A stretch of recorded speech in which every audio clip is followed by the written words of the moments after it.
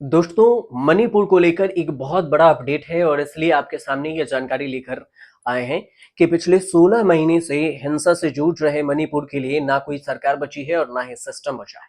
वैसे तो social media पर सरकार के नुमाइंदे से जितनी चाहे आप बुलवा लें, डिंग हकवा लें, लेकिन जैसे ही सिस्टम पर सवाल उठता है और सिस्टम को कानूनी कार्रवाई ठीक करने की बात आती है, वैसे ही सिस्टम लाचार हो जाती है। ऐसे ही हालात बने हुए हैं मणिपुर में।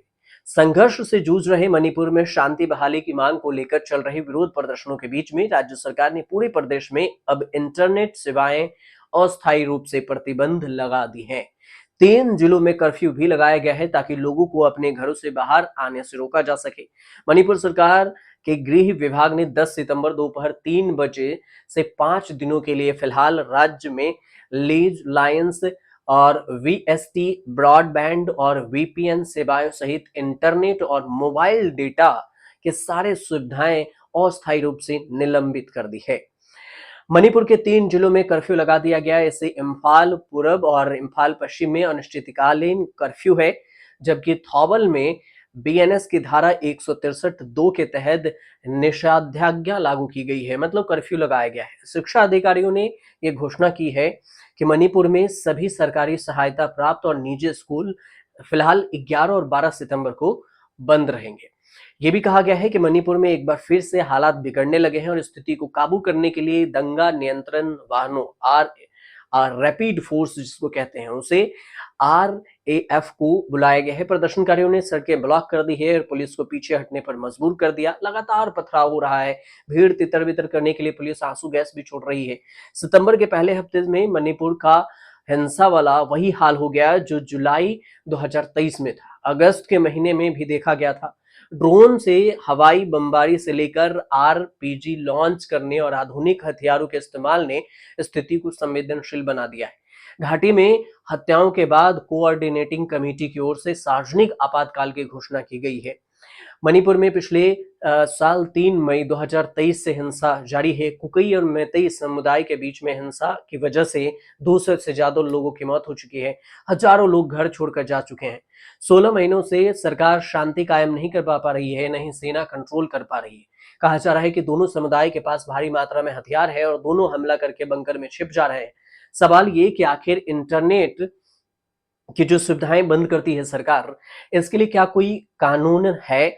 जैसे ही हिंसा होती है, सरकार का पहला कदम यही होता है कि इंटरनेट सेवाएं बंद कर दी जाए। लेकिन क्या आपको पता है कि इंटरनेट बंद करने के पीछे क्या कुछ लॉजिक होता है? आपको ये जानकर हैरानी होगी कि भारत में दुनिया में सबसे ज्यादा बार इंटरनेट की सुविधाएं बंद की गई है।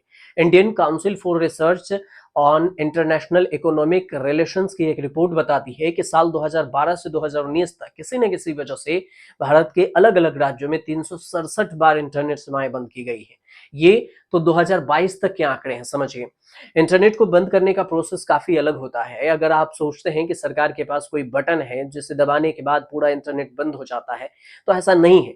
ये प्रक्रिया पूरी तरह से अलग होती है। सरकार इंटरनेट सर्विस प्रोवाइडर यानी मोबाइल सेवा प्रदाता कंपनी को इंटरनेट बंद करने के आदेश देती है और इंटरनेट बंद करवा देती है। भारत में किस इलाके का इंटरनेट बंद करने के लिए नियम बनाए गए हैं?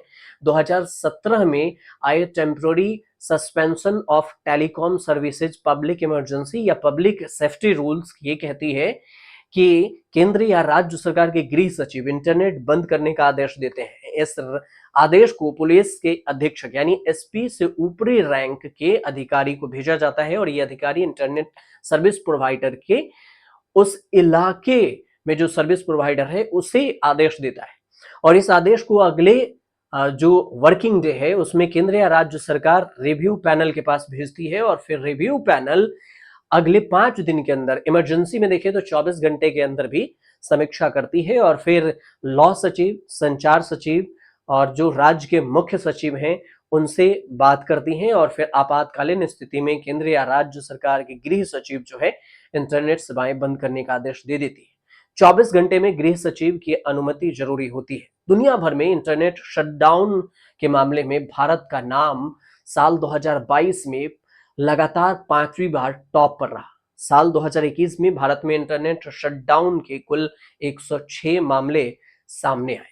तो कुल मिलाकर मणिपुर में जो हालात हैं वो बद से बदतर होते जा रहे हैं, लेकिन अब मणिपुर से ना ही कोई ऐसी खबर भी आ सकती है कि वहां पर क्या कुछ अपडेट हो रहा है, क्योंकि वहां जो भी हो रही है उस पर इंटरनेट बैन कर दिया गया है। कोई भी ना वीडियो आ सकता, ना फोटो आ सकता, ना कोई सिर्फ प्रिंट के जरिए खबर आ सकती है। बाकी सोशल मीडिया के जरिए आप खबर नहीं देख सकते हैं फिलहाल। सरकार की क्या लाचारी है ये सरकार जाने कि राज्य और केंद्र दोनों में बीजेपी मोदी सरकार है और इसके बावजूद भी दोनों सरकार के बीच में अपनी ही सत्ता के बीच में तालमेल नहीं बैठा पा रही और इस वजह से 16 महीने से मणिपुर चल रहा है हिंसा की आग में। फिलहाल आपको जानकारी अच्छी लगी हो तो चैनल को सब्सक्राइब कर लीजिएगा, ताकि हमें भी हौसला मिले और हम आपके लिए अपडेटेड जानकारी लेकर आते रहें।